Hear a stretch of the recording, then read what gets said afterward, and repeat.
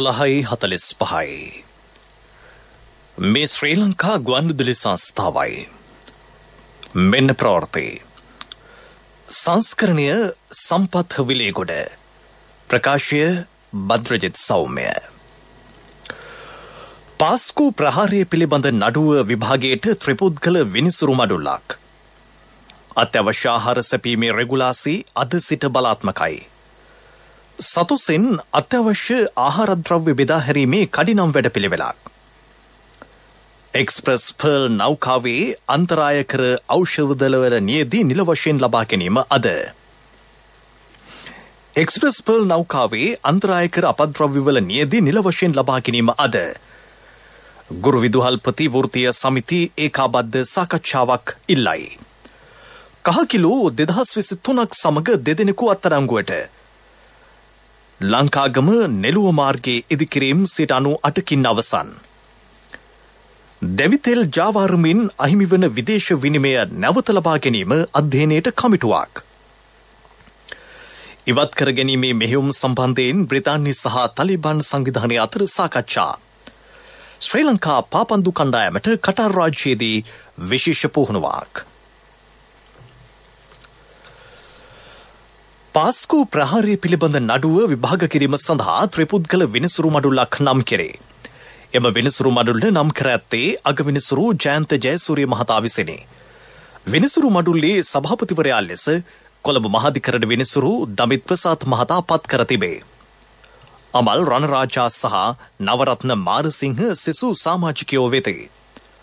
පාස්කු ප්‍රහාරය සම්බන්ධයෙන් සැකකරුවන් 25 දෙනෙකුට එරෙහිව නඩු පවරා තිබේ. අපරාධ නඩු විධාන සංග්‍රහය යටතේ නීතිපතිවරයා කරන ලද ඉල්ලීමකට අනුව අගවිනිසුරුවරයා මෙම විනිසුරු මඩුල්ල පත් කර ඇත. හිටපු ආරක්ෂක ලේකම් හේමසිරි ප්‍රනාන්දු සහ හිටපු පොලිස්පති පූජිත ජයසුන්දර යන මහතුරුන්ට එරෙහිව දැනටමත් නඩු පවරා ඇත. අත්‍යවශ්‍ය ආහාර සැපීම සඳහා හදිසි නීති රෙගුලාසි අද සිට ක්‍රියාත්මක බව සමුපකාර සේවා අලෙවි සංවර්ධන සහ පාරිභෝගික ආරක්ෂණ රාජ්‍ය අමාත්‍යාංශය පවසයි. ඒ සඳහා වූ විශේෂ වැඩපිළිවෙලක්ද ක්‍රියාත්මක කර තිබේ. රාජ්‍ය අමාත්‍ය ලසන්ත අලගියවන්න මහතා කියා සිටි ජනාධිපතිතුමා ප්‍රමුඛ රජයේ මෙම තීරණය ගනු ලැබුවේ පාරිභෝගිකයා ආරක්ෂා කිරීම සඳහා බවයි. පාරිභෝගික කටයුතු අධිකාරියේ ලියාපදිංචි වූ ගබඩා වැටලීම අඛණ්ඩව සිදු කෙරේ. මෙම ආහාරද්‍රව්‍ය සතොස සහ සමුපකාර සමිති මගින් සහන මිලට ලබා ගැනීමේ අවස්ථාව ඉදිරියේදී ජනතාවට හිමිවනු ඇත. සුපිරි වෙළඳ සහ අනිකුත් වෙළඳ සැල් සඳහා සීනි තොග බෙදා හැරීම ඉදිරි දින කිහිපයේදී සිදු කෙරේ. වී සම්බන්ධව හෙට සහ අනිද්දා දින උතුරු මැද සහ නැගෙනහිර ප්‍රදේශවල ඒ දැනට මුද්‍රා තපල තිබෙන වී ගබඩාවල වී ලබාගෙන වී අලෙවි මණ්ඩලයට ලබා ගැනීමේ කටයුත්ත ක්‍රියාත්මක වෙනවා. ඒ අනුව සහල් සම්බන්ධයෙන් යම් කිසි ආකාරයක සාධාරණ මිලකට පාරිභෝගික ජනතාවට ලබා දෙනාරින්ම කටයුතු කරන නිසා විශේෂයෙන්ම අපි ගරු ජනාධිපතිතුමා ඍජුවන්ත වෙන්න ඕනේ. තුමා සතු බලතල පාවිච්චි කරලා පාරිභෝගික ආරක්ෂා කිරීම වෙනුවෙන් අපේ අමාත්‍යාංශයට ලබා දීපු සහයෝගය දායකත්වය නව රෙගුලාසි ක්‍රියාත්මක වීමත් සමග සංගවාගෙන ඇති සිළු තොග අත්‍යවශ්‍ය සේවා කොමසාරිස්වරයාගේ අභිමතය පරිදි අත්අඩංගුවට ගැනීමේ හැකියාව සැලසෙයි. අත්‍යවශ්‍ය ආහාරද්‍රව්‍ය සාධාරණ මිලට අලෙවි නොකරන වෙළඳුන්ට එරෙහිව නෛතික ක්‍රියාමාර්ග ගැනේ. මේ අනුව මුද්‍රා තබල තිබෙනවා මෙට්‍රොන් 10000කට විතර ආසන්න ප්‍රමාණයක්. මේ සියලුම දේවල් පිළිබඳව තමයි අපි ලබා ගැනීමට කටයුතු කරන්නේ. ඒ වනතු මේ 10000 විතරක් අරගෙන මේකට විසඳුම් දෙන්න පුළුවන් කමක් නැහැ. වෙළඳපොළ සාමාන්‍යකරණයක් ව්‍යාපාරිකයෝ දැන් ඉදිරිපත් වෙයි කියලා අපි හිතනවා. ඒ සාධාරණ මිලකට අලෙවි කිරීම සඳහා අපි ආකාරයකට විශ්වාසගත හැකි ක්‍රමවේදයකට අවතීර්ණ වෙයි කියලා අපි හිතනවා. අවශ්‍ය අත්‍යවශ්‍ය ආහාරද්‍රව්‍ය බෙදා හැරීමේ කඩිනම් වැඩපිළිවෙලක් සකස් කර ඇතැයි සතොස සභාපති රියාඩ්මිරාල් ආනන්ද පීරිස් මහතා සඳහන් කරයි.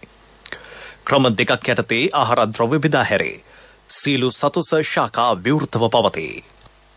අපි ක්‍රම දෙකකට දැනට ආහාර ද්‍රව්‍ය බෙදාගෙන යනවා. අපේ සීලම සත්වයන්සල් යොත් කරලා අත්‍යවශ්‍ය ආහාර ද්‍රව්‍ය සාහන මිලට අපි දැනට බෙදනවා. බෙදන ක්‍රම දෙකක්. එකක් තමයි නිරෝධායන නීති රීති යටතේ පාස් අරන් දැනට අත්‍යවශ්‍ය උදාහරණයක් හමුදාවක පොලිසියක සෞඛ්‍ය සේවා වගේ කෙනෙක් ආවොතින් ඒ මීටරයක් දුර තියලා ඒගොල්ලන් පොලිමේ තියලා අත සෝදලා ඇතුළට අරගෙන අවශ්‍ය බඩු සීමා සහිතව ඒ කියන්නේ දෙන්නේ 3 දිනක එකවර අරගෙන අවශ්‍ය බඩු විකුණන එකත් කරනවා. ඉතින් ඒක හැමෝටම කරන්න බෑනේ. ඒක බොහොම අතලොස්සක් දෙනයි ඉන්නේ. ඊළඟ විදිය තමයි 1990ට කතා කරලා ඒක තමන්ගේ අවශ්‍යතාවය කිව්වොත් අපි ඒක ගෙනිහින් දෙනවා. තව 1990ට රුපියල් 1998ක් වටින පාර්සල් සාහන මිලට බෙදා හැරීමත් සිදු කරනවා. ඉතින් අපි පොකුරු හදන්න යන්නේ. පොකුරු හදන්න නොඑක් જાති වුණා මීට වැඩි ගොඩාක් දේවල්. අපි තාමත් රූපවාහිනී දැක්කත් සමහර තැන්වල පොලිමක් තියෙනවා. නමුත් ඊටාම සංවර විදියට කට්ටිය ඒ පොලිම වල හිටියේ. ඒක තමයි ඉතින් මට කියන්න තියෙන ඕක ගැන.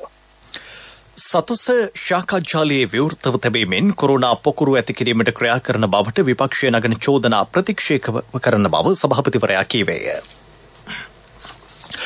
පාරිභෝගික කටයුතු අධිකාරියේ ලියාපදිංචි නොවේ පවත්වාගෙන ගිය සීනි ගබඩාවක් නීත්‍යනුකූලව අද රජයට පවරාගෙනින. වත්තල මාබූල පිහිටියම ශාඛාවේ සීනි මෙට්‍රික් ටොන් 4800කට ආසන්න ප්‍රමාණයක් තිබිණි.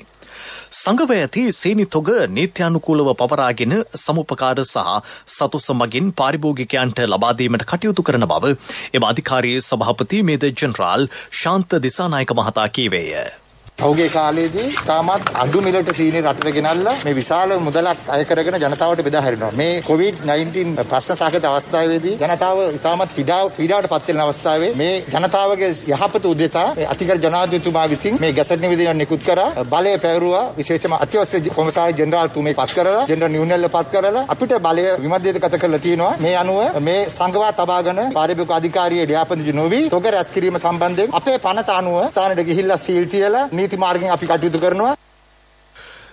මේ ප්‍රවෘත්ති ශ්‍රී ලංකා ගුවන්විදුලි සංස්ථාවෙන්.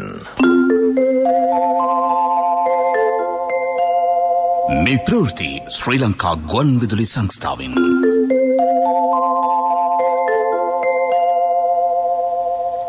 එක්ස්ප්‍රස් පර්ල් නෞකාවෙන් ගසාගෙන අන්තරායකර අපද්‍රව්‍යවල නියදී නිල වශයෙන් ලබා ගැනීම අද සිදු කෙරේ. සමුද්‍රයේ පරිසර ආරක්ෂණ අධිකාරියේ අධීක්ෂණය යටතේ අන්තර්ජාතික සංවිධාන කිහිපයක නියෝජිතයෝ ඒ සඳහා එක්ව සිටිති. ශ්‍රී ලංකා වරාය අධිකාරිය ඊට අවශ්‍ය ආරක්ෂක විධිවිධාන යොදා තිබේ. ඉකුත් මේ 20 වෙනිදා අනතුරට පත් එම නෞකාවේ තිබූ වෙරළට ගසාගෙන අන්තරායකර අපද්‍රව්‍ය ප්ලාස්ටික් ඇතුළු ද්‍රව්‍ය පරීක්ෂණ සඳහා අවශ්‍ය නීති ලබා ගැනීම මෙහිදී සිදු කෙරේ. වත්තල සහ පමුණුගම අන්තරායකර අපද්‍රව්‍ය බහලුම් අංකණවල එම අපද්‍රව්‍ය සුරක්ෂිතව ගබඩා කර තිබේ. ගුරු විදුහල්පති වැටුප් සම්බන්ධයෙන් අවසන් විසඳුමකට පැමිණීම සඳහා ඒකාබද්ධ සාකච්ඡාවක් ලබා දෙන්නයි ඉල්ලීමක් කෙරේ. ලංකා ගුරු සංගමයේ එම ඉල්ලීම කර ඇත්තේ ජනාධිපතිතුමාගෙන් සහ මුදල් ඇමතිවරයාගෙනි. අදත් මේ සම්බන්ධයෙන් දීර්ඝ වශයෙන් සාකච්ඡා කරන බව ගුරු විදුහල්පති වෘත්තීය සමිති කියා සිටී. ඒ අනුව ඉදිරියේදී ගන්නා ක්‍රියාමාර්ග සම්බන්ධයෙන් තීරණය කිරීමට නියමිතයි. මේ අතර ගුරු විදුහල්පති වැටුප් ගැටලුවට විසඳුම් වශයෙන් රජය ඊයේ ඉදිරිපත් කළ යෝජනාව පිළි නොගන්නා බව එම සංගම් පවසා තිබේ. ගුරු විදුහල්පති වැටුප් ගැටලුව විසඳීමට රජය ඉදිරිපත් කළ යෝජනාව ප්‍රතික්ෂේප කිරීම පිළිබඳ කනගාටු වන බව අමාත්‍ය විමල් වීරවංශ මහතා පවසයි. කොළඹ අද පැවති මාධ්‍ය හමුවකදී ඔහු ඉල්ලා සිටියේ ගැටලුව විසඳීම සඳහා රජය ඉදිරිපත් කර ඇති අයවැය යෝජනාවලිය පිළිගන්නා ලෙසයි. ගුරු විදුහල්පතිවරුන් වෙනුවෙන් රජය සෑම විටම පෙනී සිටින අතර දුෂ්කර අවස්ථාවක ගැටලු විසඳීමට රජය ඉදිරිපත් වීම කෙරෙහි අවධානය යොමු කර මාර්ගගත ඉගැන්වීම් නැවත ආරම්භ කරන්නයිද ඔහු සියලු ගුරු විදුහල්පතිවරුන්ගෙන් ඉල්ලා සිටියේය. රජයක් හැටියට මේ වෙලාවේ මේ වගේ තත්ත්වයක් යටතේ දෙන්න පුළුවන් සාධාරණම විසඳුම තමයි මේ දීලා තියෙන්නේ. කවුරු හරි මේකේ සුබෝධනීගේ නම නැහැ කියලා කවුරු හරි කෑ ගහනවා නම් ඒ මස්රාත්වල මිල්ලන ශෛලොක්ල මිස වෙන කවුරුවත් නෙවෙයි. අනුකමිටුව යෝජනා කරේ නැහැ අයවැය වෙනකම් මාස දෙකක් 5000 ගානේ දෙකක් දෙන්න කියලා. ඒක ඇත්තටම වැඩි හොඳක් හැටියට හිතලා කරු මුදල් ඇමතුමා ඒ යෝජනාව කළේ. ඒක ඇත්තටම සත්භාවයෙන් කරපු යෝජනාවක්. මොකද ගුරුවරුන්ට විශ්වාසයක් ඇති කරන්න, විදුහල්පතිවරුන්ට විශ්වාසයක් ඇති කරන්න අපි මේ ගත්තු ප්‍රතිපත්ති මේ තීන්දුවට අනුව කටයුතු කරනවා. ඒ බව තහවුරු කිරීම සඳහා තමයි ඔය කියන 5002ක් මාස දෙකකට දෙන්න යෝජනා කළේ. අමාත්‍ය මණ්ඩලයේ ඒ ගැන සාකච්ඡා කළා තමයි අවසානයේ එහෙම තීරණය වුණේ. නමුත් 5000 කතාව පැත්තක දාලා මෙන්න මේ පොදු විසඳුම පිළි අරගන්න කියලා අපි මේ රටේ විදුහල්පතිවරුන්ගෙන් ගුරුවරුන්ගෙන් ඉතා ඕනෑකමින් ඉල්ලා හිටනවා. ඒ අපි කාගේ දරුවන්ගේ නාමයෙන් කල්පනා කරලා මේ විසඳුම පිළි අරගෙන මේ රටේ දරුවන් වෙනුවෙන් අධ්‍යාපන කටයුතු පණ ගැනීම සඳහා අපි දෙපා නැමද ආරාධනා කරනවා. මේ අතර ඉදිරි අයවැය ලේඛනයට පෙර ගුරු විදුහල්පති සේවය සංවෘත සේවාවක් බවට පත්කිරීමේ ගැසට් පත්‍රය නිකුත් කෙරෙනු ඇතැයි අමාත්‍ය මහින්ද අමරවීර මහතා කියා සිටී. විදුහල්පතිවරුන්ට වැටුප් අසාධාරණයක් නොවන ආකාරයට වග බලා ගන්න අපේ කමිටුව තීන්දුව කළේ අවශ්‍ය විසඳුම් ලබා දීලා තිබෙනවා. ඒ වගේම මොවුන්ට තිබුණු තව ප්‍රශ්නයක් තමයි ඔවුන් මාණ්ඩලික සේවය කියලා පිළිගැනීමක්. නමුත් මාණ්ඩලික සේවයට ලබා දිය යුතු කිසිදු වරප්‍රසාදයක් ඔවුන් වෙත ලබා දීලා තිබුණේ නැහැ. සමාන්තර ශ්‍රේණිවල අනිත් අය යම් යම් වරප්‍රසාද ලබා ගනිද්දී විදුහල්පතිවරුන්ට ඒ අවස්ථාව තිබුණේ නැහැ. ඒ සාම අපි යෝජනා කරලා තියෙනවා එයාට දුරකථන දීමනාවක්, එයාට ඉන්ධන දීමනාවක්, ඒ වගේම එයාට කාර්යාල පහසුකමක්, ඒ වගේම එයාට අනිකුත් පරිපාලන කටයුතු වලට තියෙන අවශ්‍යතා පිළිබඳව සැලකිල්ලට අරගෙන අවශ්‍ය කාර්ය මණ්ඩලයක් මේ මූල්‍ය කටයුතු වලින් විශේෂයෙන්ම විදුහල්පතිවරු තමයි මූල්‍ය කටයුතු වලට සම්බන්ධ වෙලා යම් යම් ගැටලුවකට මුහුණ පාන සිද්ධ වෙන්නේ. ඒවට වෙනම කාර්ය මණ්ඩලයක් පත් කරන් මාණ්ඩලික ශ්‍රේණි අනික් අය ලබන ඒ සියලු වරප්‍රසාද ලබා දීම සඳහා කටයුතු කරන්න කියන යෝජනාව අපි ඉදිරිපත් කළා තිබෙනවා. නීති විරෝධීව මෙරටට රැගෙන කහකිලෝ 2023කට අධික තොගයක් මේගමුව කලපුවේදී නාවික හමුදා භාරයට ගැනේ.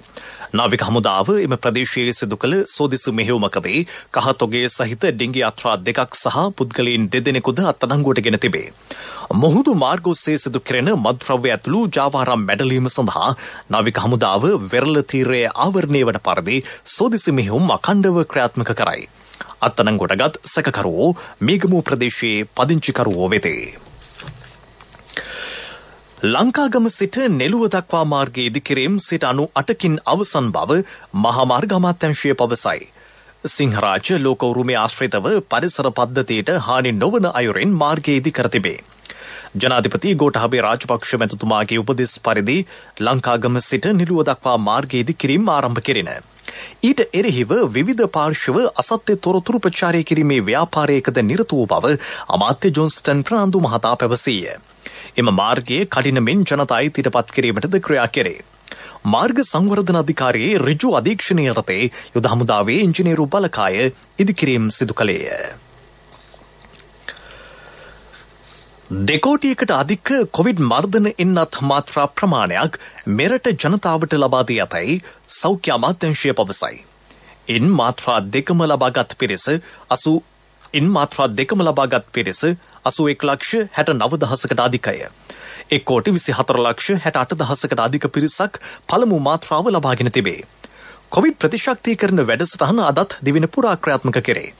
කොවිඩ්-19 පැතිරීමේ ජාතික ක්‍රියාන්විත මධ්‍යස්ථානයේ කියා සිටි ජංගමින් අත් කරන වැඩසටහන අදත් ක්‍රියාත්මක බවයි. මහජන දීමනා ගෙවීම සඳහා අද සහ හෙට තැපැල් කාර්යාල විවෘතව තැපෙන බව තැපැල්පති රංජිත් ආරියරත්න මහතා කියා සිටී. ඔහු ඉල්ලා සිටින්නේ සෞඛ්‍ය මාර්ගෝපදේශ අනුගමනය කරමින් තැපැල් කාර්යාලවලට පැමිණෙන ලෙසයි. අගෝස්තු මාසයට අදාළව ගෙවීමට ඉතිරිව ඇති මහජන දීමනා ගෙවීම අදාළ තැපැල් කාර්යාලවලදී සිදු කෙරේ. නිරෝධායන ඇඳරි නීතිය පැනවීමත් සමග තැපැල් කාර්යාල වසා දැමීමෙන් එම දීමනා ගෙවීම් ඇනහිටිනේ.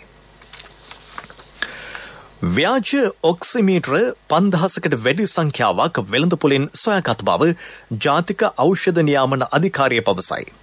කොරෝනා ආසාදිතයන්ගේ රුධිරයේ ඔක්සිජන් ප්‍රමාණය මැනීමට ඔක්සිමීටර යොදා ගැනීමත් සමග එම උපකරණ සඳහා වෙළඳපොලේ ඉහළ ඉල්ලුමක් ඇතිවිය.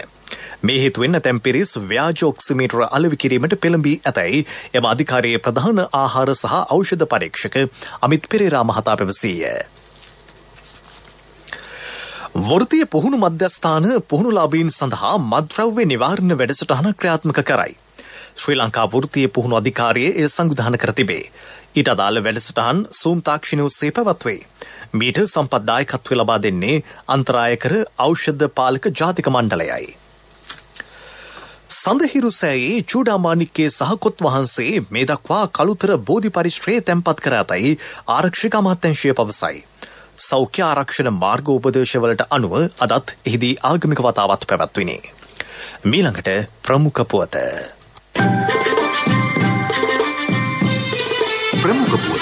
ඔබ වෙත ගෙනෙන්නේ සෑම ගෙදරකම සිටිය යුතු වෙද මහත්මයා සිද්ධාලේප.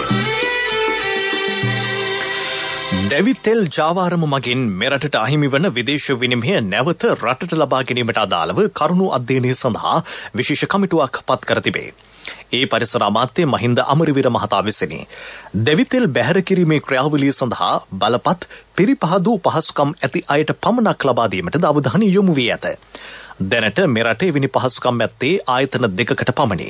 නැවුලින් දැවිතෙල් බැහැර කිරීමේදී ලොව සෙසු රටවල් අය කරන මිල ගණන් අධ්‍යයනය කර එවැනි මුදලක් ඩොලර් වලින් අය කිරීමටද රජය අපේක්ෂා කරයි. අමාත්‍යවරයාගේ ප්‍රධානත්වයෙන් සූම් තාක්ෂණය ඔස්සේ ඊයේ පැවති සාකච්ඡාවේදී මෙම තීරණය ගෙන තිබේ. ප්‍රමුඛ පුවත ඔබ වෙත ගෙන ආවේ සෑම ගෙදරකම සිටිය යුතු වෙද මහත්මයා සිද්ධාලේප. ශක්ති හඬ අවධානය පිණිසයි. නිරෝධායන ඇඳිරි නීතිය පැනුවද ජනතාව ඊට අනුගත නොවන්නේ නම් ඉන් පළක් නොවන බව රජය නිරෝධායන ඇඳිරි නීතිය පැනුවද ජනතාව ඊට අනුගත නොවන්නේ නම් ඉන් පළක් නොවන බව රජයේ වෛද්‍ය නිලධාරීන්ගේ සංගමය පවසයි. ඒ මාධ්‍ය ප්‍රකාශක වෛද්‍ය සමන්ත ආනන්ද මහතා කියා සිටි අත්‍යවශ්‍ය කටයුත්තකට හෝ නිවසින් බැහැරව යන්නේ නම් සෑම විටම සෞඛ්‍ය ආරක්ෂිත ක්‍රමවේද අනුගමනය කරමින් ක්‍රියා කිරීම වැදගත් වන බවයි. එසේ නොවන්නේ නම් නිවසේ රැඳී සිටීම වැදගත්ය. එමගින් කොවිඩ් වසංගත ව්‍යාප්තිය පාලනය කරගත හැකි අතර තම ආදරණීයන් ආරක්ෂා කර ගැනීමටද රුකුලක් වනු ඇතයි ඔහු පෙන්වා දෙයි. විදෙස් පුවත්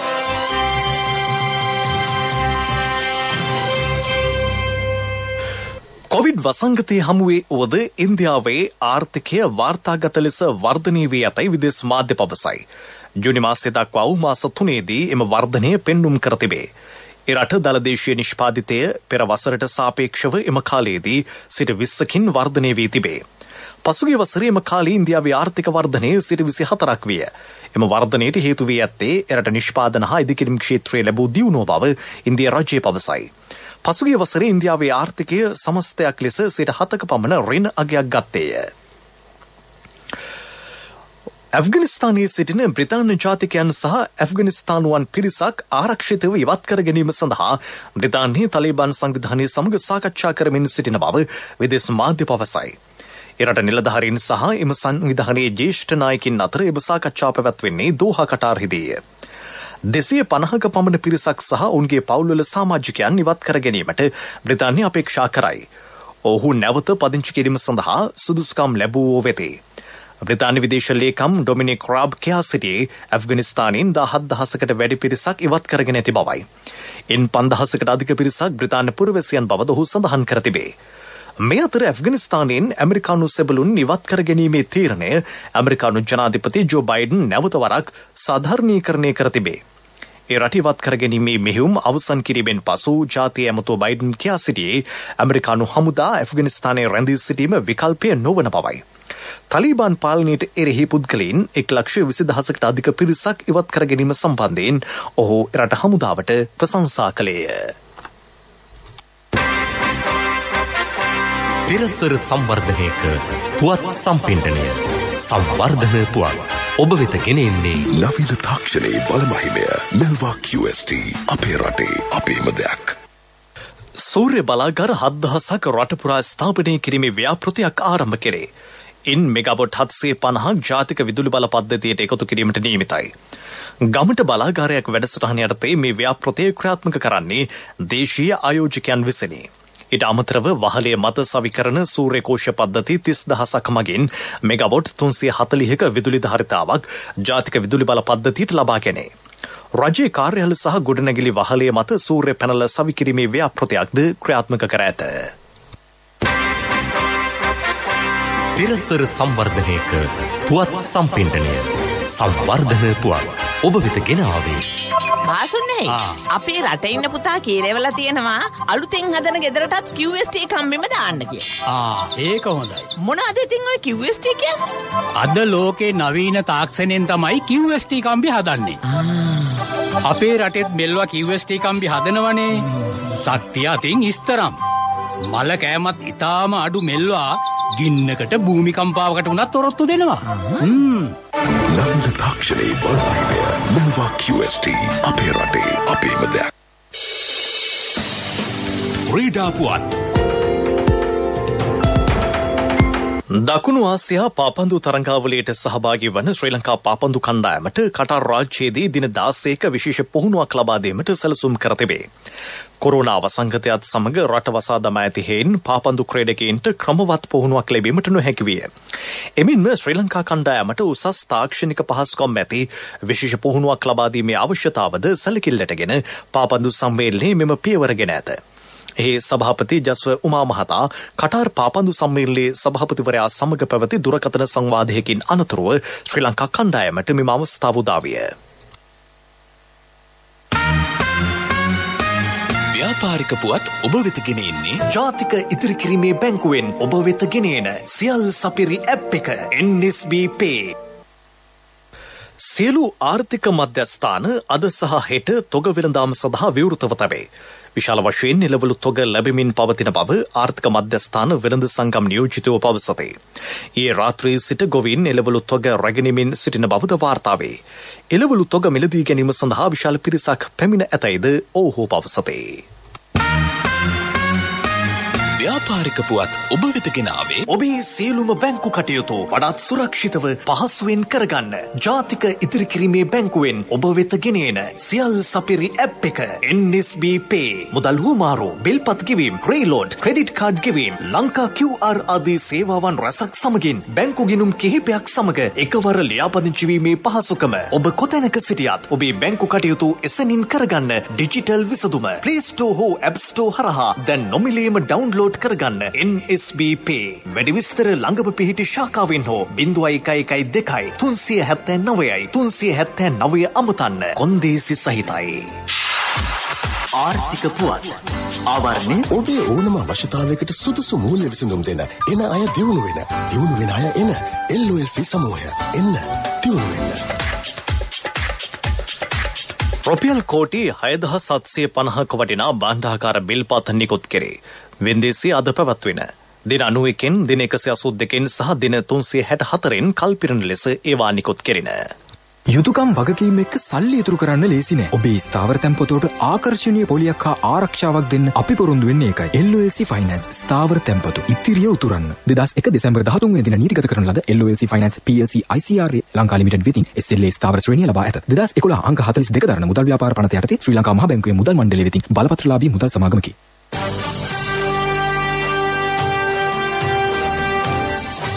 කාලගුණ වාර්තාව. බස්නාහිර සබරගමුව පළාත්වලත් මහනුවර නුවරඑළිය ගාල්ල සහ මාතර දිස්ත්‍රික්කවලත් වැසිවාර කිහිපයක් ඇතිවිය හැකිය.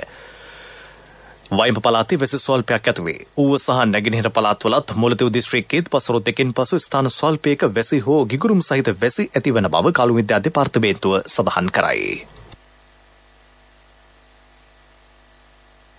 ප්‍රවෘත්ති අවසන් කිරීමට පෙර යලි සිරස්තල. පාස්කුර් ප්‍රහාරය පිළිබඳ නඩුව විභාගයට ත්‍රිපුද්ගල විනිසුරු මඩුල්ලක්. අත්‍යවශ්‍ය ආහාර සැපීමේ රෙගුලාසි අද සිට බලාත්මකයි. සතුසින් අත්‍යවශ්‍ය ආහාර ද්‍රව්‍ය බෙදා හැරීමේ කඩිනම් වැඩපිළිවෙලක්.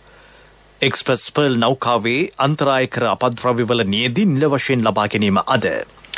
ගුරු විදුහල්පති වෘත්තීය සමිති ඒකාබද්ධ සාකච්ඡාවක් ඉල්ලයි. කහකිලෝ 2023ක් සමග දෙදෙනෙකු අත්අඩංගුවට. ලංකාගම නෙළුව මාර්ගයේ ඉදිකිරීම සිට 98කින් අවසන්. දෙවිතෙල් ජාවාරමෙන් අහිමි වන විදේශ විනිමය නැවත ලබා ගැනීම අධ්‍යයනයට කමිටුවක්. ඉවත් කර ගැනීමේ මෙහෙයුම් සම්බන්ධයෙන් බ්‍රිතාන්‍ය සහ තලිබාන් සංවිධානය අතර සාකච්ඡා. ශ්‍රී ලංකා පාපන්දු කණ්ඩායමට කටාර් රාජ්‍යයේදී විශේෂ පුහුණුවක්. අපගේ මෙම ප්‍රවෘත්ති ප්‍රකාශය www.slbc.lk වෙබ් අඩවිය ඔස්සේද සවන් දිය හැකියි. දිවා ප්‍රවෘත්තින් සමාප්තයි. මීළඟ ප්‍රධාන ප්‍රවෘත්ති ප්‍රකාශය සවස 6ට.